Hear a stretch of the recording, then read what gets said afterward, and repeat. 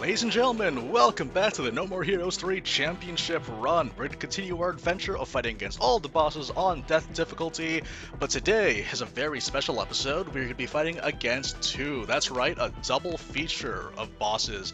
And the reason why I've decided to do two bosses today is because both of them are going to feature a technique or a sort of a trick that I've been using for most of the bosses, and it's very effective against them. A very particular strategy where you don't even give your opponent time to breathe. So the focal point of this tactic is the blast attack. It says that you gotta mash to unleash a high-speed continuous thrust. It's a very, very good move. It eats up battery like crazy, but it culminates in a giant attack at the end, which will knock back, or even better, knock down most enemies.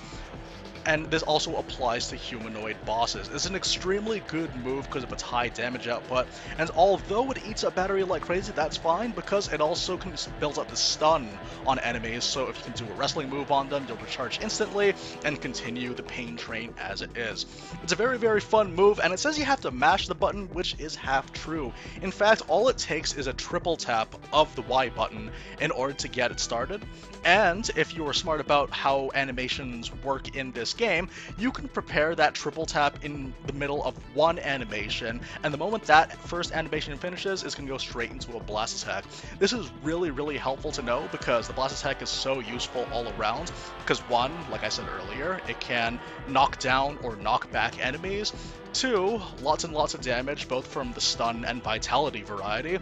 And the one thing I also want to point out is that it builds up tension like crazy. Using this in tandem with a slow and death rain, you're going to get full tension really, really quickly.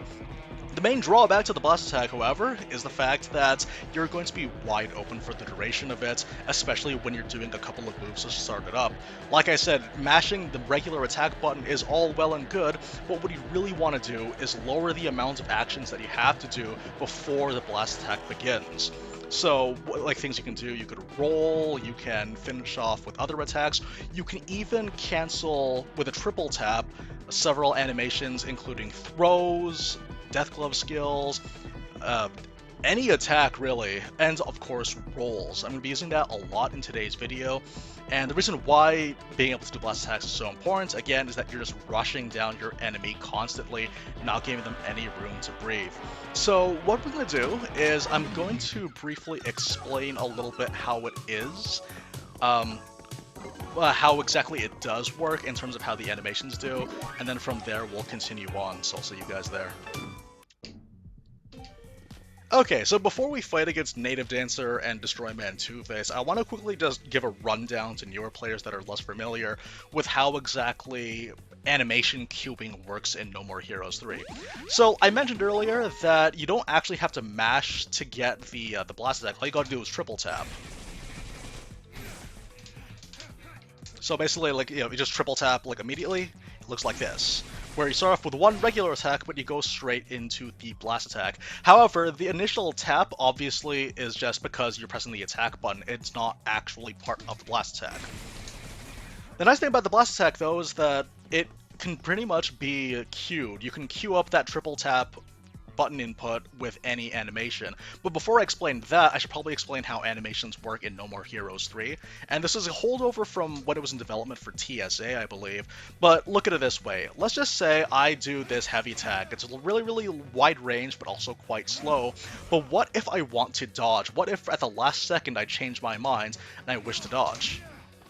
So, like, as I do the animation, I decide, oh wait, I should dodge. Pressing the dodge now. The dodge is going to happen right as the animation ends. You can't dodge cancel out of it, you just dodge right after. That's how this works, though.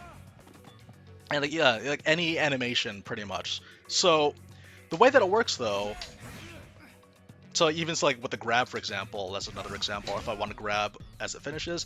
So basically what this means is that when the animation for the strong attack happens, any button that I press during this animation is going to be queued up on the game and will be done immediately. So theoretically, this means that if I triple tap, then the blast attack is going to happen right after this, which it does. The thing about the blast attack is that it can be queued up in any animation. A really good example, of course, would be like if you want to do a jump attack, You can do it during the slow, during the death ring, triple tap, even during the kick. And if you're up against a blocking enemy and you're fast enough, during the death force. The other thing about this too is that it can be done during the throw. If you wait a little bit, triple tap. The animation for the throw for every enemy is going to vary from time to time, so the window of opportunity for the blast attack during a throw will be different. But the theory goes that like you could pretty much queue up the triple tap of the regular attack button every single time a much longer animation is happening, or just an animation, because as you can tell, like if you just triple tap on its own, a small animation like the first hit isn't very long, but the game is already thinking that there's a possibility you're going for a blast attack, so they're going to give you the blast attack. Yeah, like that's pretty much what it is, though. It's a very strange process, but there's a lot of ways. Given some practice, you could like queue it up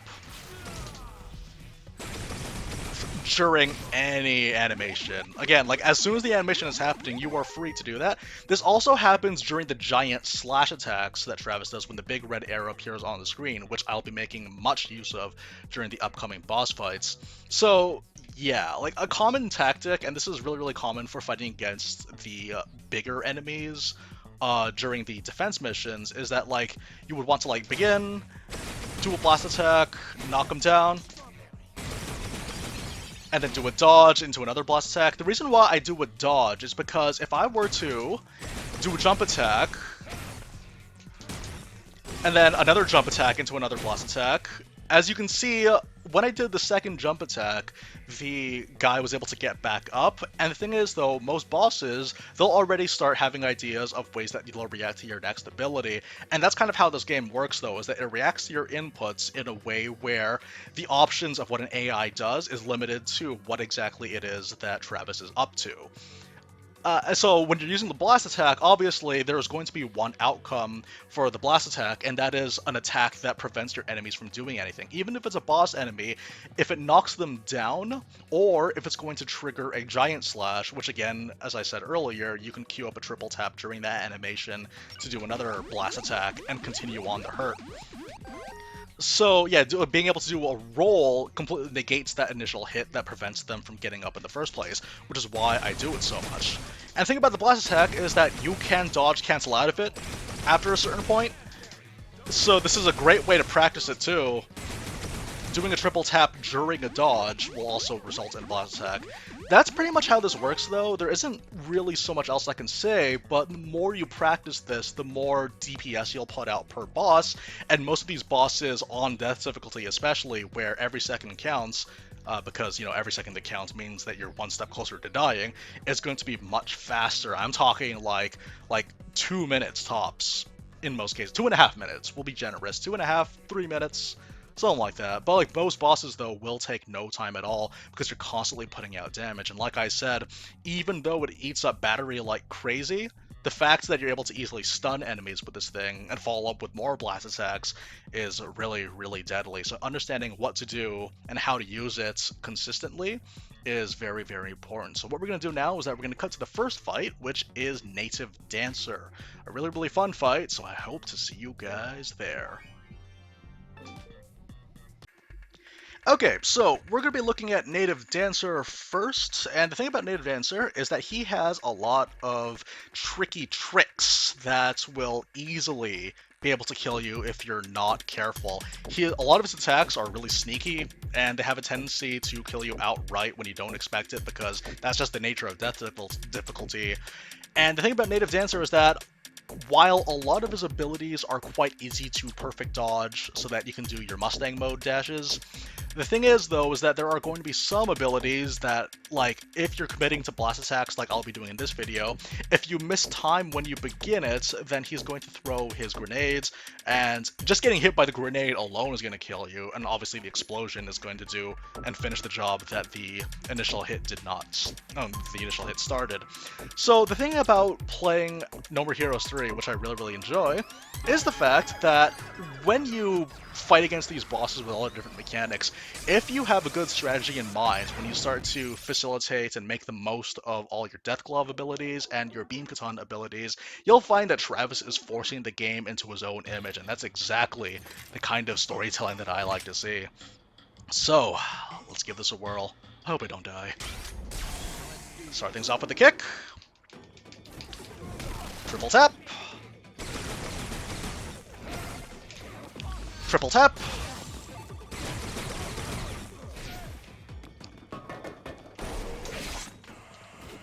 Okay, so most of the attacks you can easily block, but obviously that last attack you saw is unblockable. Just kick him into the corner, triple tap.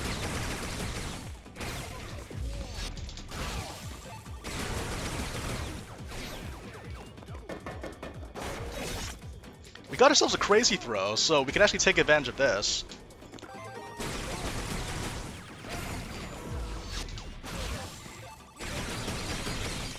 Ooh, also take advantage of the stun while we can too. So right when Travis stands up, that's when you want to triple tap. Triple tap!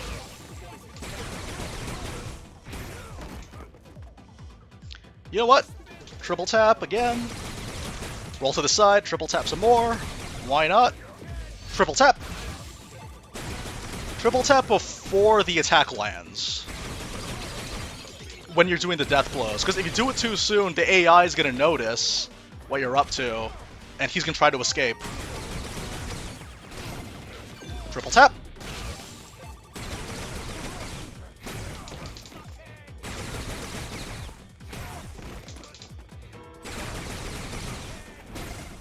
Triple tap!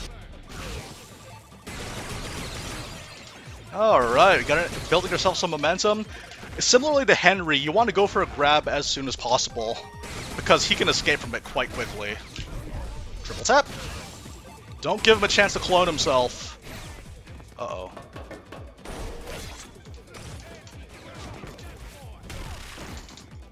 There we go. Triple tap! See? Do not give him a chance to clone himself, because he will mess you up. We're going to avoid the mechanics for the most part. Triple tap! Run up to him, slow him, triple tap. Did not have to worry about the mechanics at all. Maybe we just had to sidestep a couple of his tower climb abilities, but he is actually not that difficult of a boss as long as you're able to lock him down. I keep saying triple tap because that is the timing that you guys need to memorize as well. When it comes to the death blows, you want to make sure you're triple tapping before the actual strike. Like I said, if he strikes you, or if Travis does the strike with his attack,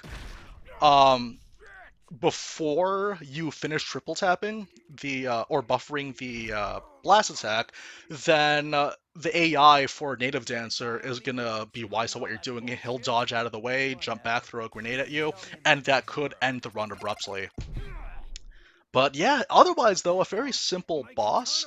The only real advice that I can give you is just to make sure that you're always going for a grab at the first opportunity that you can. Other than that though, hey, double S, do we get the Night Reaper blade? No. Well, life can't always be so easy. But yeah, it takes a lot of practice. I know that there's a lot of stuff that happens in that 2 minutes and 22 seconds, but the reason why is because there's just like, you're just doing a non-stop pain train. And I would say that out of the two bosses, because the next boss we're going to fight is True Destroyman, or Destroyman Trueface, I would say that Native Dancer is the more difficult one, simply because, yeah, he can just break away and throw grenades at you, or do some attacks. But for the most part, though, again, Travis is in the driver's seat for this game, and he is going to be playing his game. He's not going to play the game that the other bosses are going to impose upon him, and that is just some sweet, sweet symbolism right there.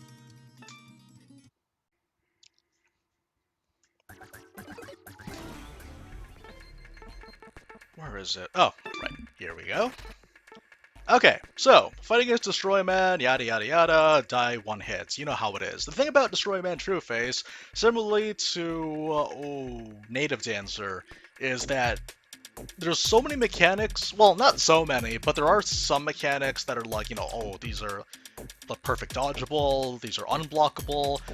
We don't care, really. Not necessarily, because like I said, that's them trying to make us play their game. But the thing is, though, is that Travis is going to be playing his game. And it's quite a similar fight to Native Dancer. It's going to open the exact same way, it's going to follow the exact same rules, but the difference here is that Native Dancer is a lot more slippery, so really, I mean, if you think about it, Destroyman is just that much easier. He is, like, so much easier. This is a revenge for making us fight against him twice in No More Heroes 2. Let's not screw it up, shall we? Triple tap. Triple tap. Dodge the moment that's done. Triple tap while dodging. It's largely going to be the exact same fight, it's just that this guy has more health. So, like I said, good practice. Triple tap.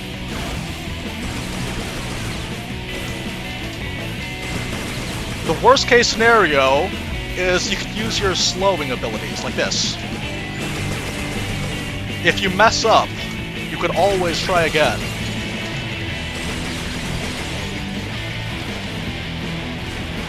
Triple tap. Triple tap. It goes on and on. Welcome to the third game, Destroyman. Triple tap. Even if we don't get lucky with the slot machines, it's just more pain for him. Triple tap. Triple tap. Dodge. Triple tap again. Just chase him down. Triple tap.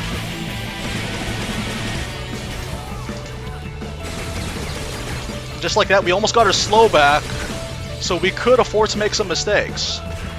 We'll try not to, though. Triple tap. Keep that pain train coming.